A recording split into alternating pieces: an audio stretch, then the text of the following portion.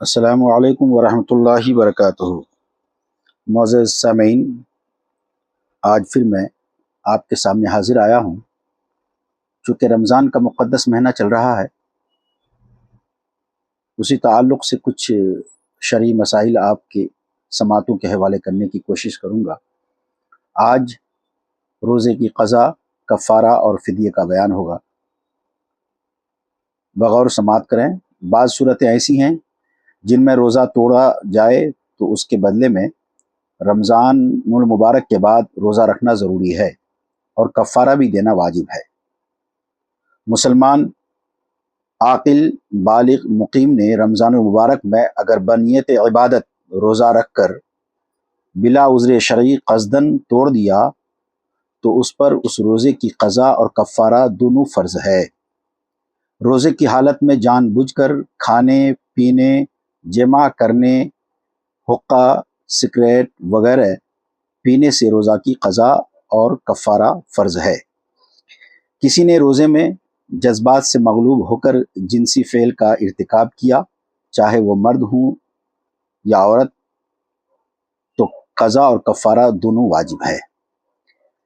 کسی نے کوئی ایسی چیز کھا پی لی جو کھانے پینے کے استعمال میں آتی ہے، یا ایسی چیز کھائی جو کھانے پینے کے استعمال میں نہیں آتی لیکن دوا کے طور پر کھا پی لی کہ اس سے فائدہ ہوگا، تو روزہ جاتا رہا اور اس پر قضا اور کفارہ دونوں واجب ہیں۔ کوئی ایسا فعل کیا جس سے روزہ کے افطار کا گمان نہ ہوتا ہو، یعنی روزہ فاسد نہ ہوتا ہو، لیکن روزہ دار نے یہ گمان کر لیا کہ روزہ ٹوٹ گیا، تو اس کے بعد اس نے قصدن کھا پی لیا، تو ایسی صورت میں بھی روزہ کی قضا اور کفارہ لازم ہے۔ مثلا آنکھ میں سرما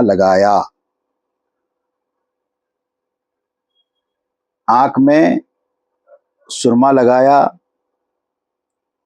عورت کے ساتھ سے بوس و کنار کیا بشرط کہ انزال نہ ہوا، تو روزہ دار نے یہ گمان کر لیا کہ روزہ نہیں رہا، حالانکہ ایسی صورت میں روزہ نہیں ٹوٹتا۔ پھر اس نے قصدن کھا پی لیا تو اب اس پر قضا اور کفارہ دونوں فرض ہے۔ کفارہ اسی روزے کا لازم ہے جس کی نیت صبح صادق سے پہلے یعنی رات میں کی ہو۔ اگر اس روزہ کی نیت دن میں کی ہو تو اس کی صرف قضا فرض ہے۔ اسی طرح کفارہ لازم ہونے کے لیے یہ بھی شرط ہے کہ روزہ توڑنے کے بعد کوئی ایسا غیر اختیاری شرعی عذر پیدا نہ ہو جس سے روزہ نہ رکھنے کی رخصت و اجازت ہے۔ مثلا عورت کو اسی دن حیض یا نفاس آ گیا، یا روزہ توڑنے کے بعد اسی دن شدید بیمار ہو گیا کہ جس میں روزہ نہ رکھنے کی اجازت ہے، تو ایسی حالت میں کفارہ لازم نہیں بلکہ صرف قضا فرض ہے۔ سفر سے کفارہ ساقط نہیں ہوگا کیونکہ یہ اختیاری عذر ہے۔ روزہ رکھ کر بلا عذر شرعی توڑ دینا سخت گناہ ہے۔ ہاں، اگر روزہ دار ایسا شدید بیمار ہو جائے کہ روزہ نہ توڑنے کی صورت میں موت واقع ہو جانے یا بیماری کے زیادہ ہو جانے کا قوی احتمال ہو، یا اتنی شدید بھوک یا پیاس لگی ہو کہ جان جانے کا خطرہ پیدا ہو جائے، تو ایسی صورت میں روزہ توڑ دینا بالکل جائز بلکہ واجب ہے، اور پھر تندرست ہو جانے پر اس روزہ کی صرف قضا لازم ہے۔ قصدن روزہ توڑنے کا کفارہ 3 طرح سے ادا ہوتا ہے۔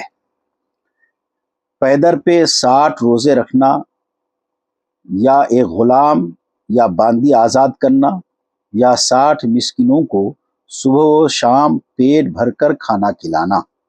اگر کفارہ روزوں کی صورت میں ادا کرنا ہو تو یہ ضروری ہے کہ پیدر پہ 60 روزے بلا عذر بلا ناغہ رکھے جائیں۔ اگر درمیان میں ایک روزہ بھی چھوٹ گیا تو پھر نئے سرے سے 60 روزے رکھنے ہوں گے۔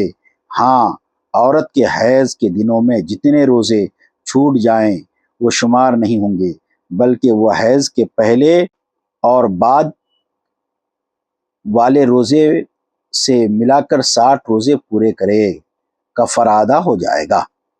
کفارے کے روزے رکھنے کے دوران اگر نفاس کا زمانہ آ جائے تو اس سے بھی کفارے کا تسلسل ختم ہو جائے گا اور نئے سرے سے پھر 2 مہینے کے پورے روزے رکھنا واجب ہوں گے۔ کفارہ کے روزوں کے دوران اگر ماہ رمضان آ جائے تو اس سے بھی کفارہ کا تسلسل ختم ہو جائے گا اور نئے سرے سے رکھیں۔ اگر ایک ہی رمضان کے دوران ایک سے زائد روزے فاسد ہو گئے ہوں اور پہلے کا کفارہ ادا نہ کیا ہو تو سب کے لیے ایک ہی کفارہ کافی ہوگا۔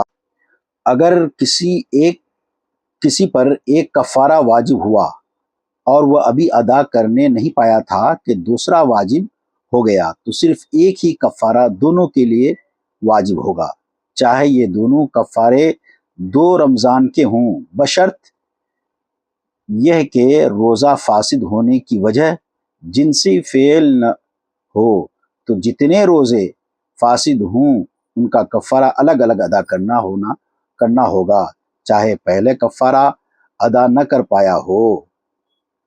60 محتاجوں میں یہ لحاظ ضروری ہے کہ محتاج بالغ ہوں۔ اگر بالکل چھوٹی عمر کے بچوں کو کھلایا تو ان کے بدلے پھر بالغ محتاجوں کو کھلانا ضروری ہے۔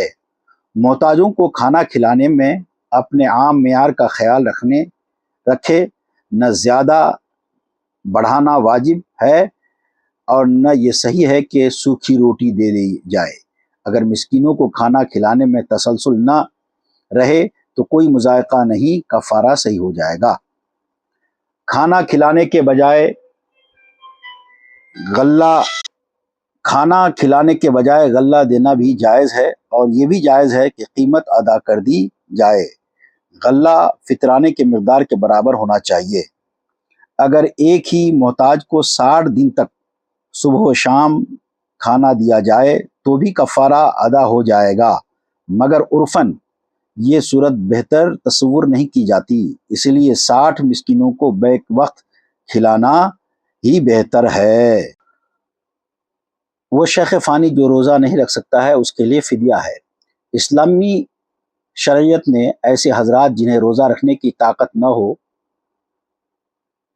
کو یہ رعایت دی ہے کہ وہ روزہ کے بدلے میں فدیہ ادا کریں، کیونکہ بڑھاپے میں عموماً انسان کا جسم لاغر و کمزور ہو جاتا ہے، جس کی بنا پر روزہ رکھنا مشکل ہو جاتا ہے، اور بعض اوقات بیماری کے باعث بھی جسم میں روزہ رکھنے کی طاقت نہیں ہوتی، تو ان حالات میں ان کے لیے ضروری ہے کہ وہ فدیہ ادا کریں۔ ہر روزے کے بدلے میں فدیہ ایک محتاج کو 2 وقت کا کھانا کھلانا ہے۔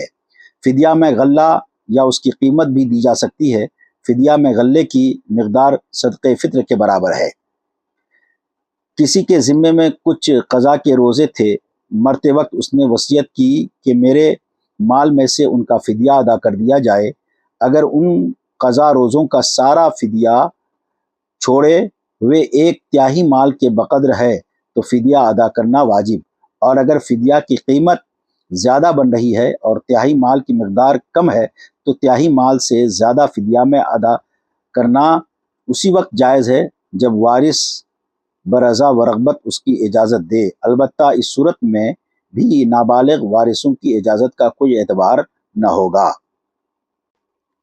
اگر مرنے والے نے وصیت نہ کی اور وارث بطور خود چھوٹے ہوئے روزوں کا فدیہ ادا کرے تب بھی درست ہے، اور خدا کی ذات سے توقع ہے کہ وہ فدیہ کو قبول فرما لے اور روزوں کا مواخذہ نہ فرمائے۔ مرنے والے کی طرف سے وارث اگر روزے رکھ لے یا اس کی قضا نمازیں پڑھ لے تو یہ درست نہیں ہے۔ معمولی سی بیماری کی وجہ سے رمضان کا روزہ قضا کرنا اور یہ خیال کرنا کہ پھر قضا رکھ لیں گے یا فدیہ ادا کر کے یہ سمجھنا کہ روزہ کا حق ادا ہو گیا، یہ صحیح نہیں ہے۔ رمضان کا روزہ اسی صورت میں چھوڑیں جب واقعی روزہ رکھنے کی سکت نہ ہو۔ فتویٰ رضویہ میں ہے، طاقت نہ ہونا ایک تو واقعی ہوتا ہے اور ایک کم ہمتی سے ہوتا ہے۔ کم ہمتی کا کچھ اعتبار نہیں، اکثر اوقات شیطان دل میں ڈالتا ہے کہ ہم سے یہ کام ہرگز نہ ہو سکے گا، اور کریں گے تو مر جائیں گے، بیمار پڑ جائیں گے۔ پھر جب خدا پر بھروسہ کر کے کیا جاتا ہے تو اللہ تعالیٰ ادا کرا دیتا ہے، کچھ نقصان نہیں پہنچتا۔ معلوم ہوا کہ وہ شیطان کا دھوکہ تھا۔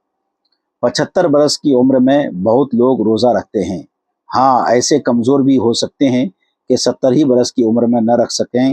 وہ شیطان کے وسوسوں سے بچ کر خوب صحیح طور پر جانچ لینا چاہیے۔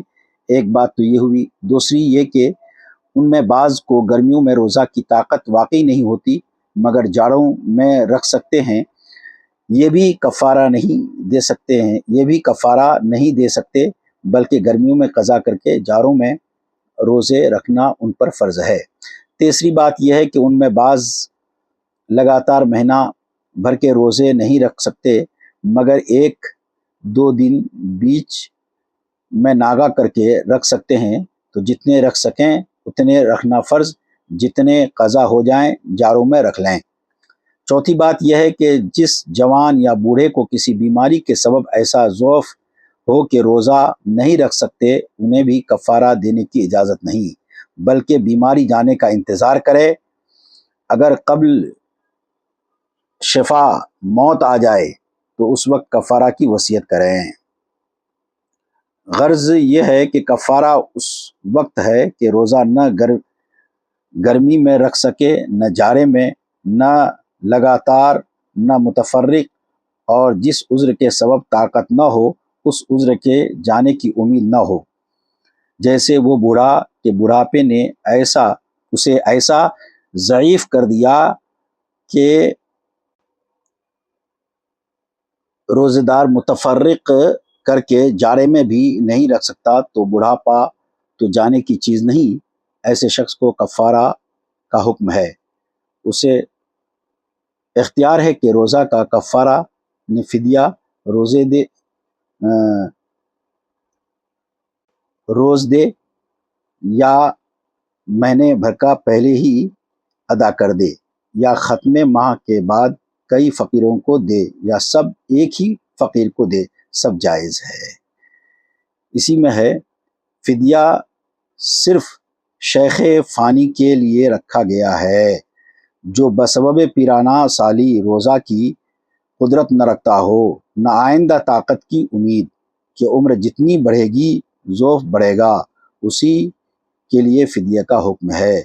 اللہ تبارک و تعالی ہم تمام کو طاقت اور قوت عطا فرمائے، اور رمضان شریف کا روزہ رکھنے کی توفیق عطا فرمائے، اور تمام بیماریوں سے ہم تمام کی نجات عطا فرمائے۔ السلام علیکم ورحمۃ اللہ وبرکاتہ۔